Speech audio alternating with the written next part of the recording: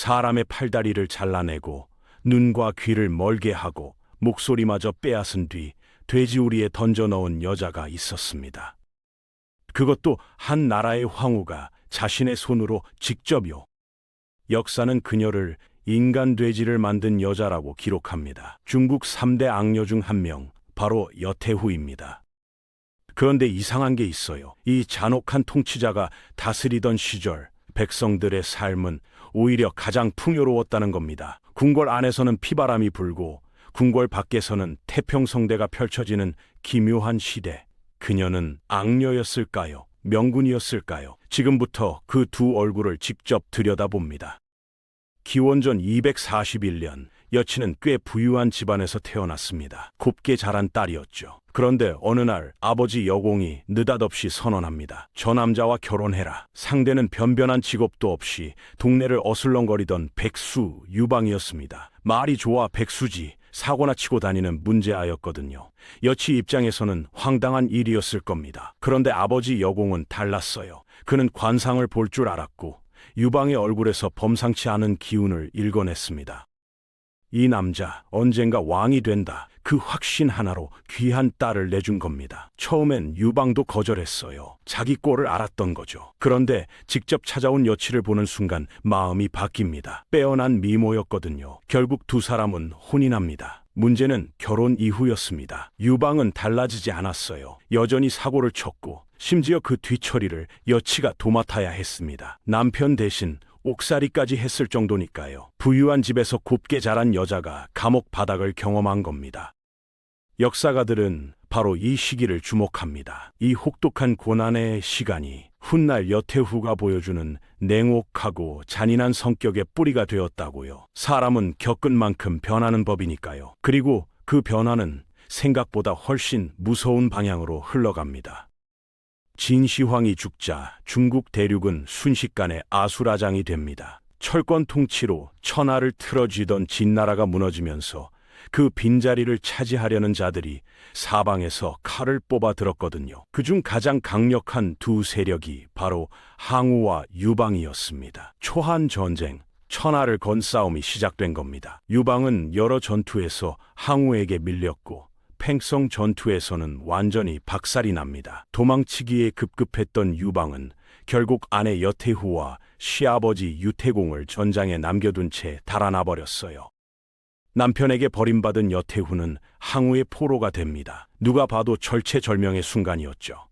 목숨이 오가는 상황에서 보통 사람이라면 무릎을 꿇거나 살려달라고 애원했을 겁니다. 그런데 여태후는 달랐습니다. 칼을 뽑아든 항우 앞에서 오히려 당당하게 맞섰어요. 자신 있으면 죽여보라는 기세였습니다. 항우조차 그 기운에 눌렸는지 끝내 손을 쓰지 못했습니다. 결국 여태후는 시아버지와 함께 탈출에 성공하고 유방의 곁으로 돌아옵니다. 이 포로 생활은 여태후에게 단순한 굴욕이 아니었습니다.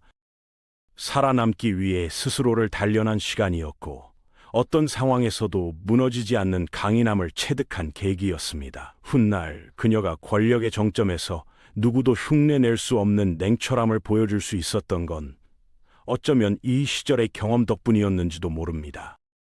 항우를 꺾고 천하를 통일한 유방은 마침내 전환을 세웁니다. 그리고 여태후는 일국의 황후 자리에 오르죠. 온갖 고생을 함께한 끝에 얻어낸 자리였습니다. 그런데 황후가 된 순간부터 여태후는 달라지기 시작합니다. 오랜 세월 억눌렸던 무언가가 터져나오듯 그녀 안에 잠들어 있던 냉혹한 본성이 고개를 들기 시작한 겁니다. 가장 먼저 칼끝이 향한 곳은 개국 공신들이었습니다. 한신, 팽월, 유방과 함께 천하를 얻는데 혁혁한 공을 세운 인물들이었죠. 기록에는 유방이 주도한 것처럼 나오기도 합니다.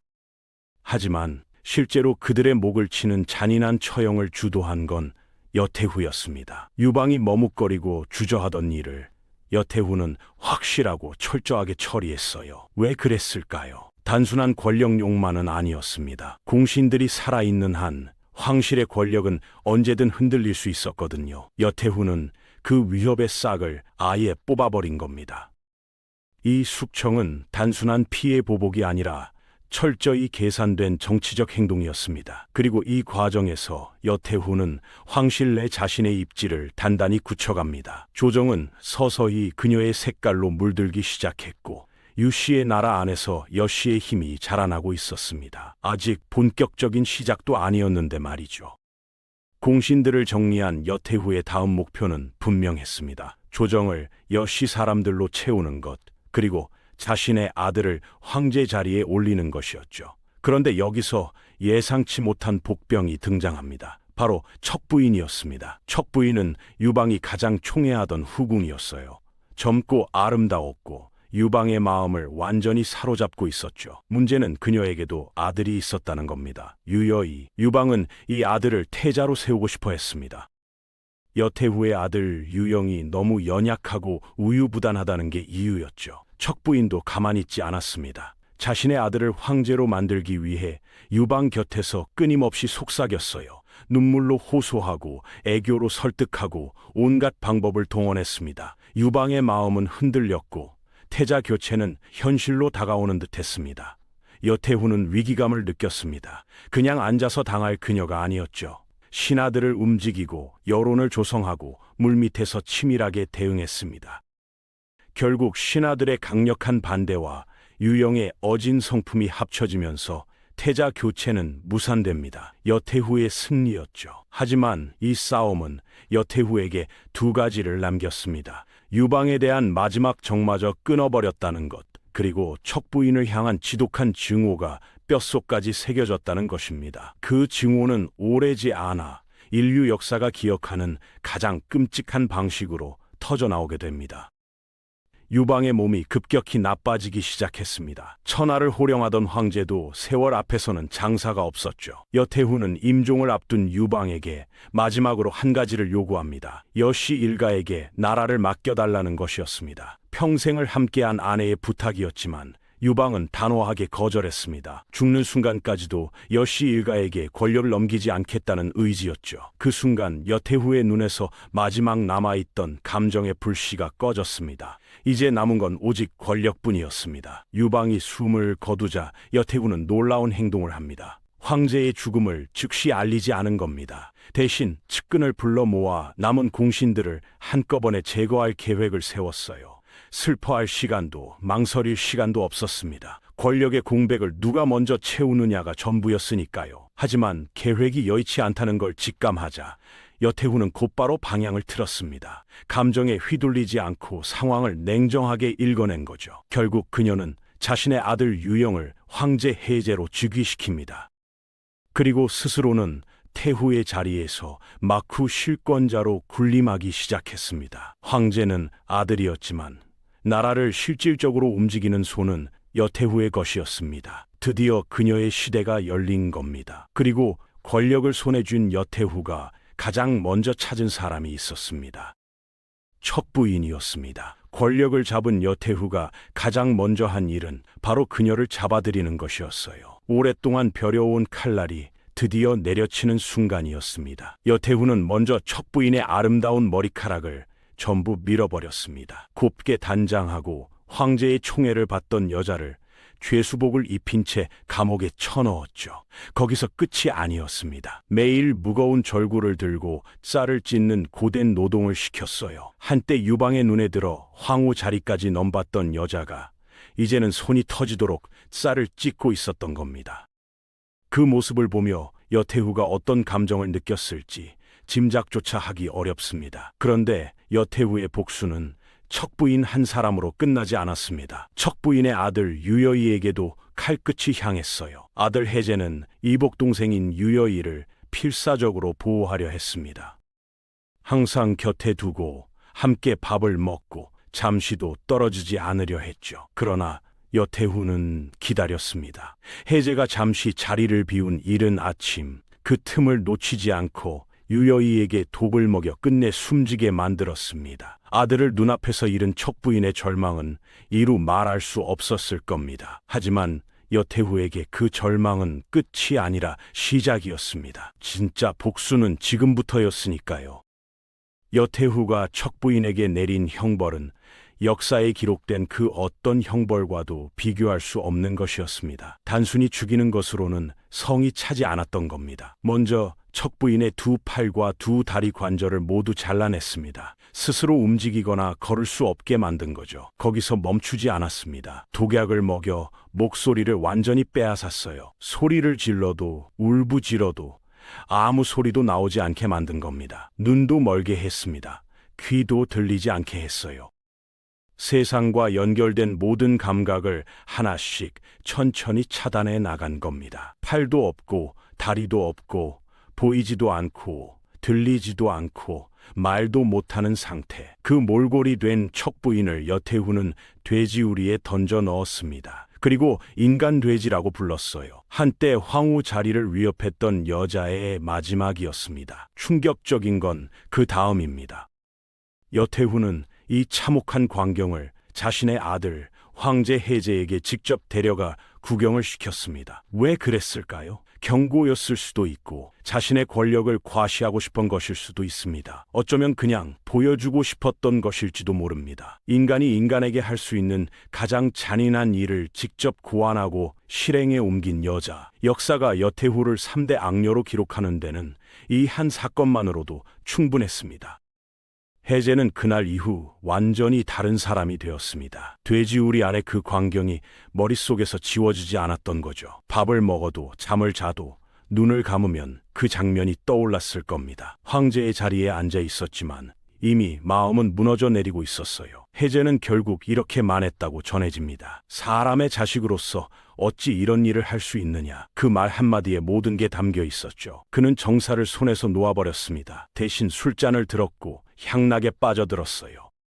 황제가 스스로 황제이기를 포기한 겁니다. 어머니가 만들어 놓은 세상에서 아들은 그렇게 무너져 갔습니다. 해제가 정사를 돌보지 않으니 권력은 자연스럽게 여태후에게로 흘러들었습니다. 아무도 막을 수 없었어요. 그리고 해제마저 일찍 세상을 떠나자 여태후는 어린 황제를 앞세워 섭정을 이어갔습니다. 허수아비 황제, 실권자 여태후. 이 구도는 흔들리지 않았습니다.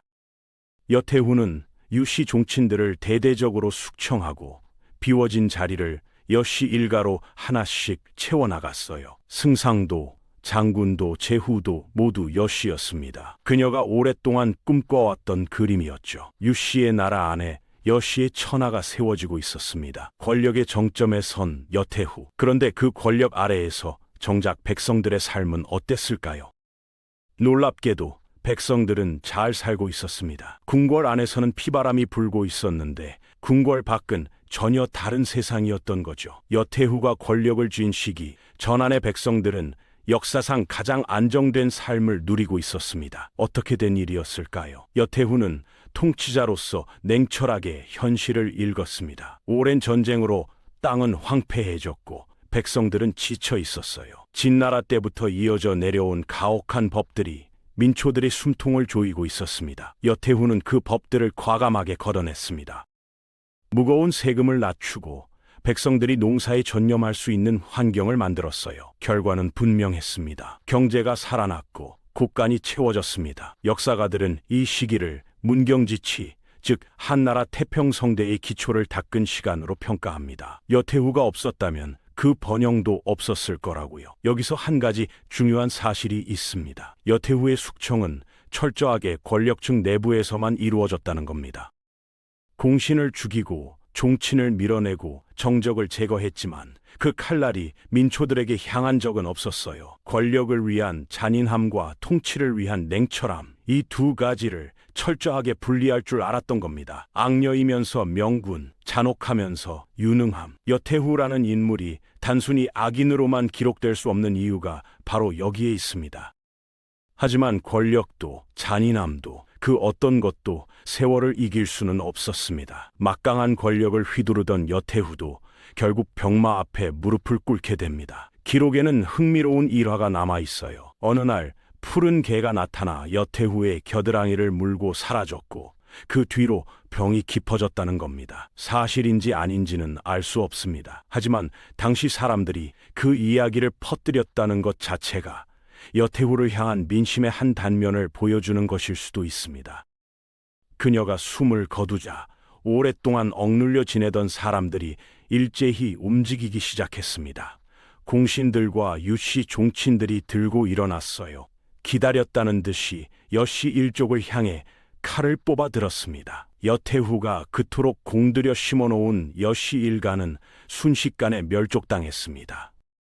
생전에 쌓아올린 권력이 그녀의 죽음과 동시에 모래성처럼 무너져 내린 겁니다. 거기서 끝이 아니었습니다. 후대의 황제는 그녀에게서 황후의 시호마저 박탈했습니다. 역사에서 지우려 한 거죠. 평생을 권력을 위해 살았던 여자의 최후치고는 너무나 허망했습니다. 그녀가 휘두른 칼날은 결국 자신의 가문을 향해 돌아왔습니다. 권력은 영원하지 않았고 공포로 쌓아올린 왕국은 하루아침에 무너졌습니다. 여태후의 삶은 그렇게 막을 내렸습니다. 여태후는 분명 잔인했습니다. 그러나 무능하지는 않았어요. 권력을 위해 인간이 할 수 있는 가장 극단적인 선택을 했지만 동시에 나라를 실질적으로 부강하게 만든 통치자이기도 했습니다. 그녀의 삶은 우리에게 불편한 질문을 던집니다. 수단이 잘못되었다면 결과가 좋아도 정당화될 수 있을까요? 공포로 쌓아올린 권력은 결국 그녀의 사후 하루아침에 무너졌습니다. 가문은 멸족당했고 명예는 박탈당했어요. 아무리 강한 권력도 폭력 위에 세워진 것은 오래가지 못한다는 걸 여태후의 생애가 고스란히 증명하고 있습니다. 중국 역사상 가장 강렬했던 여성 정치가 그녀는 오늘날까지도 공포와 경탄이 뒤섞인 시선으로 기억됩니다. 여기까지 오늘 준비한 영상은 끝났습니다. 다음 시간에 다른 영상으로 찾아뵙겠습니다. 감사합니다.